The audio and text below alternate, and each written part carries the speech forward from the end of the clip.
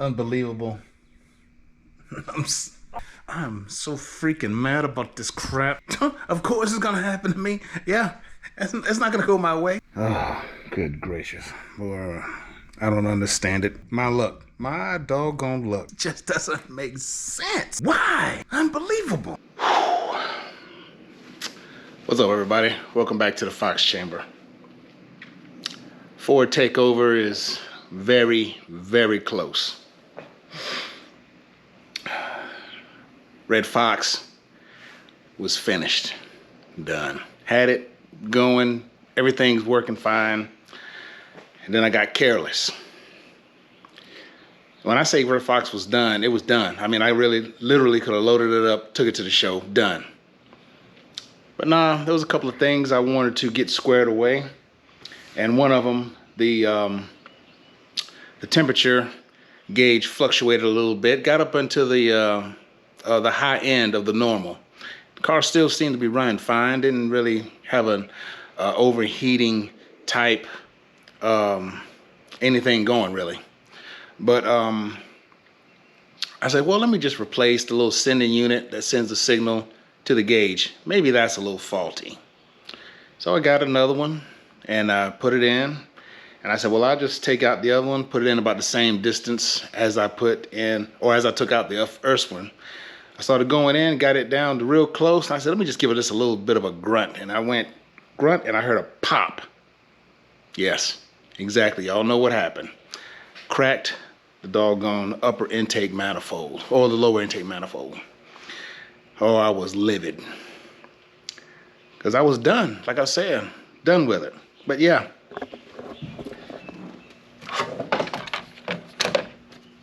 Cracked. You're probably not going to be able to see it. I might be able to try to zoom in on it.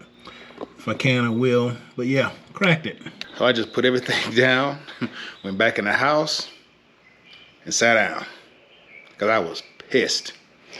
But anyway, we got to get this thing corrected. I don't even know if this thing's going to make it to Ford Takeover. It's going to be real close. But I got to take this thing off. Already got another one. Yes, I could probably repair that one, but I don't want to deal with trying to have somebody repair it, saying they can't do it. They can't do it for a few days, so I'm going to repair that one and more likely end up probably selling that one because I know I'm not going to need it anymore. Yeah, I know a lot of y'all thinking maybe you should hold on to it. I don't know. I'll make up my mind a little later. But anyway, when I take that one off, I'm going to go get it repaired, put the new one I got on there. It's not new. I got it off of eBay. But I'm going to put it on there and go from there. But first things first, I got to get this bad boy up on stands, drained of the fluid, and get that carburetor off, distributor out, all the other components that need to be coming out. Yeah, and like everybody says on certain videos, this is not the video I wanted to make, but it's the video y'all gonna see, and you know, just to show you what happens when you're careless. Let's go and get this thing up on the stands and get this thing drained and get started breaking this thing down.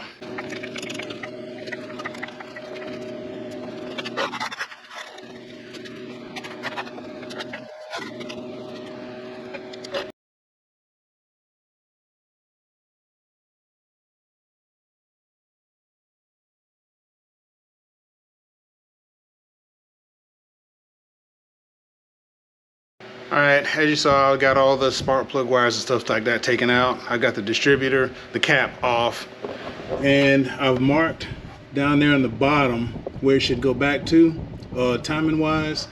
And I got to remember where this is pointing. It's pointing pretty much right to the to that thermostat right there. So, to the plug that goes into where the thermostat is at. So I got to remember where that's at, keep that back in line so I don't get 180 out or whatever. So now it's time for the distributor to come out itself.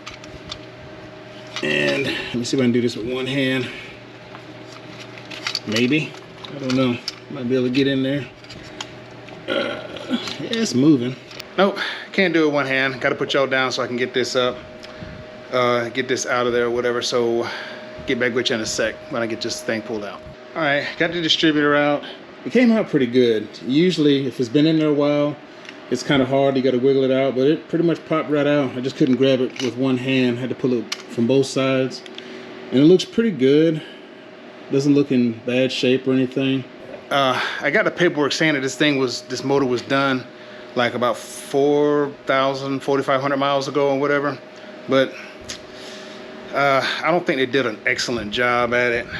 I mean, because there's still, I still got a couple of leaks and stuff like that, like back there where the rear main is at, or it's either the rear main or the back part of the oil pan gasket. One of the two.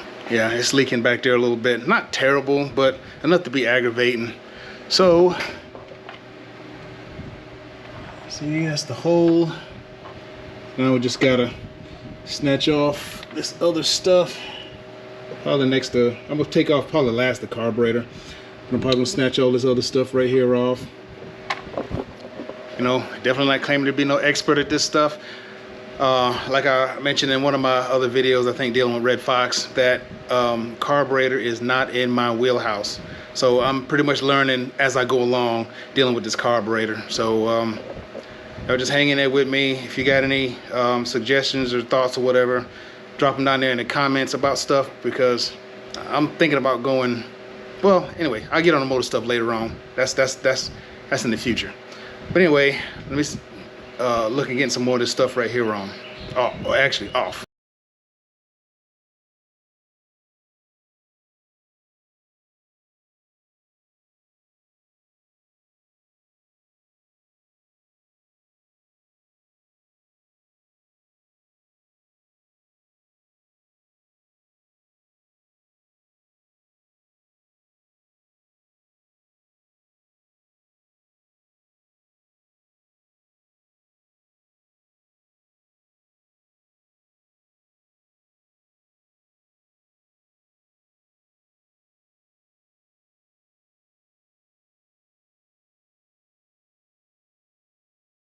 Well, as you can see, I got out the carburetor and the lower intakes, and yeah, it's blue.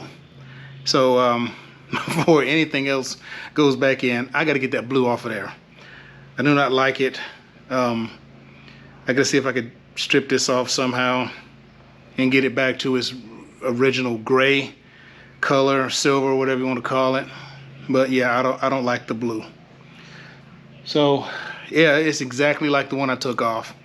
And if this thing, because remember I mentioned that it was built about 4,500 miles ago.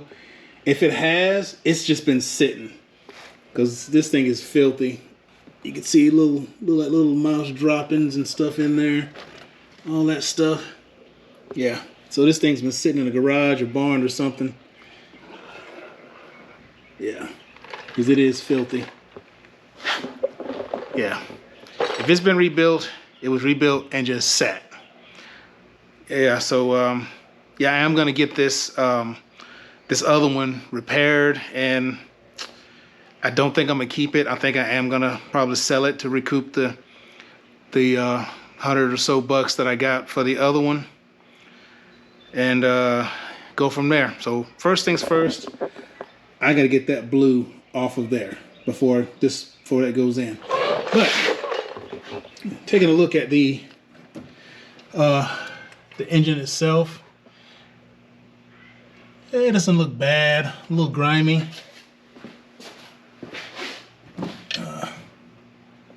Yeah, from what I can tell, yeah, a little dirty, but it doesn't look bad. It doesn't look banged up or nothing like that. And I guess it shouldn't. But yeah, I'm gonna clean all that up, wipe this thing down on the inside, get that little bit of antifreeze that's leaked down in there out, and get it ready and prepped to be put in. And I've got the gaskets and stuff all ready for the manifold. Put this thing down. Yeah, I already got the gaskets and stuff for the manifold. The ones that I had for the White Fox, I had some gaskets left over, so I'm gonna stick those on. Those coming in clutch. So first things first, I guess I'm not gonna film how I took this off. I'll just tell you about it or whatever, but I gotta get that thing cleaned up before it goes on, and I should have been doing this a couple of days ago. so it could be already ready to go back on. But now I got to clean it and get it ready. So I'll get back with you after I clean it up.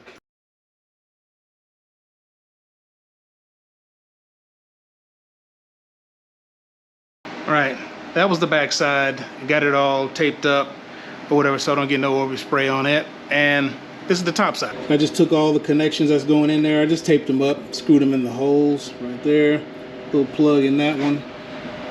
Got these things taped all up just to keep the threads clean. You can turn that fan off. Little trick that I got from Josh at 9-finger wrenching. You know, you put your tape on there, then you tap around the outside edge with a mallet, which I did one little dead blow, well, not really dead blow, but my mallet right here. Tap it pretty good all around the outside, then pull it off, and you got a perfect cut, and you got perfect coverage. Yeah, appreciate that, Josh. Yeah, because y'all, if y'all watch his channel, please do. 9-finger wrenching, check him out. He's got good stuff going on over there. I think right now he's trying to mess with the engine and stuff. But anyhow, that's what I got going on with this one.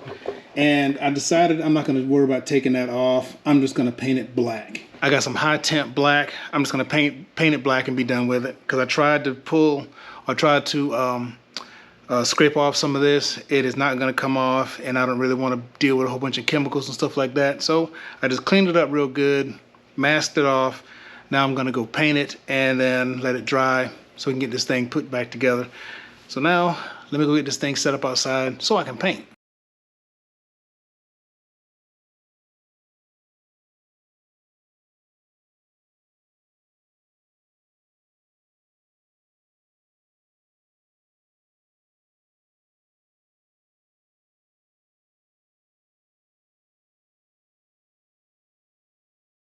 Well, it's done. You can tell it's very humid out here because it didn't dry exactly like I wanted it to. It seems like it's a little hazy in spots, like right along in here. But it's gonna do because it's not blue. Yeah, that's gonna work. So what I'm gonna do is let that dry a little longer and then snatch it up, slap it on. Hopefully this fan ain't too loud. I'll just talk a little bit louder. I gotta have this fan on. It is hot. But I don't think y'all, well, let me turn it off anyway, because I gotta turn the camera around. It doesn't do so good when I turn the camera around. But anyway, I don't think you'll understand the anxiety that I had putting these in right here. This one for the temp gauge.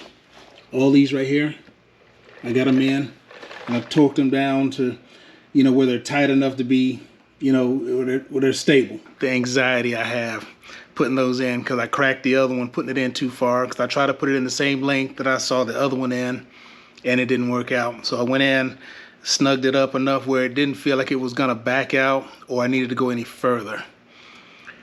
Whew. But they're in, and basically the only thing I need to do now is, well, take the tape and stuff off the bottom and get this right here off, and then get my RTV or whatever and drop this bad boy in. But yeah, it's like it's going kind of smooth right now, you know, and that's almost the scary part. So let me finish getting the tape and stuff off of this one, and when I get ready to drop it in Red Fox, I'll set you up and I'll let you watch me put it in. And we'll see how that goes, because I've never done this before. This is all new to me right here, so we'll see how it works out. All right, next things up is dropping this bad boy in there. As I showed you, I had everything right there. I got all my gaskets and stuff out. Got my RTV. See how I almost started putting it on there. But I wanted to update y'all real quick. Let me set that over there. All right, for the time being. But yeah. The old one had these plastic gaskets on there on the one that I took off. So I'm going to put them back on the new one. I'm going to put some RTV up under the bottom of it and over the top. And then around the water jackets on both sides of this gasket. And the other one, of course. And get everything set up to drop in. When I get all this right here set up, I'll get back with you. Yep. Got the first gasket in. And there's little tabs in each corner that it's supposed to hook around. I got them on that. So, and there is a inside and outside. The head side, it does say head side on one of the sides, and the other side doesn't have anything. But head side goes, of course, on the head side. So let me get the other one in. Update you in a minute. Well, all right. I got all the RTV on there. And yeah, it is hot. I'm burning up. I think it's like 90 some degrees right now, and it's still in the afternoon. But this is what it looks like. Not the best looking. I got it all in the corners, got it up in the top, got it all around there. Hopefully this thing will seal up. But that's what I got right there. So, all right, let me get the camera set up, and I'll have it set up so you can watch me drop this bad boy in there, hopefully without any mistakes.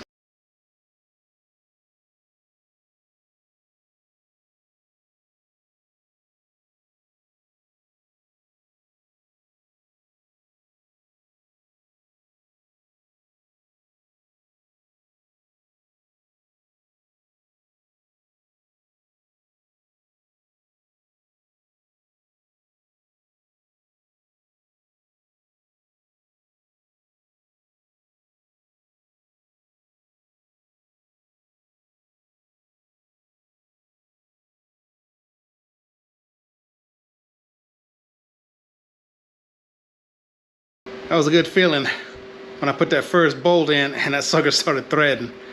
So I knew everything was lined up, and I put the one across from it in, it was lined up. So only thing we got to do now is torque them or tighten them down, and I know the torque's on them, but you start from the center and work out, bouncing back and forth. Like, for instance, you start here, then go to there, and here, and there, here, and there, here, back and forth. Work from the center out. So I'm gonna get this thing tightened down, and we're gonna see what's going on next. It's the next day. I had to take a break from that bad boy. So I put another O-ring on. Yep, getting ready to drop this bad boy in, and of course we got it marked to where we need to have it at, and let's just hope it goes back in right. That's all I can say. So let me go ahead and see if I can drop this bad boy here on in there.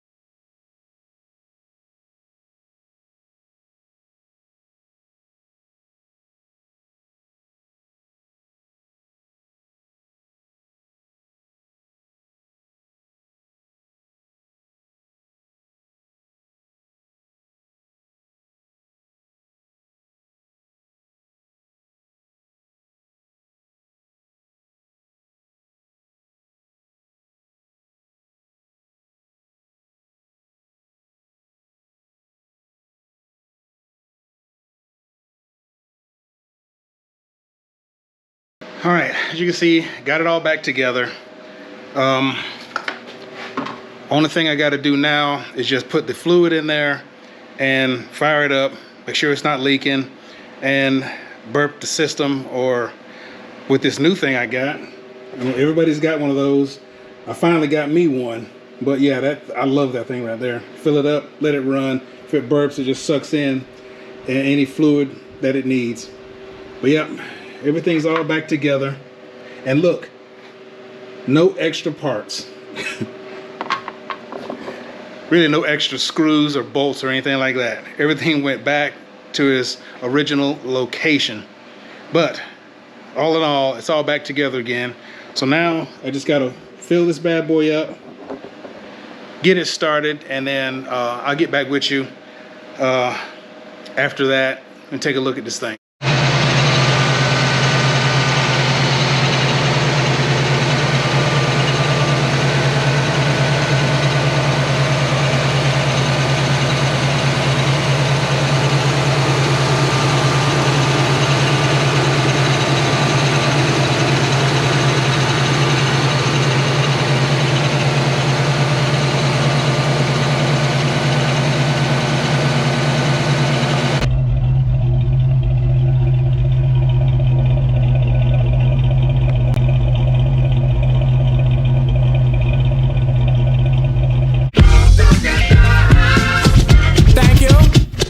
Good night, and good night, and good night, and good night, and good night, and good night.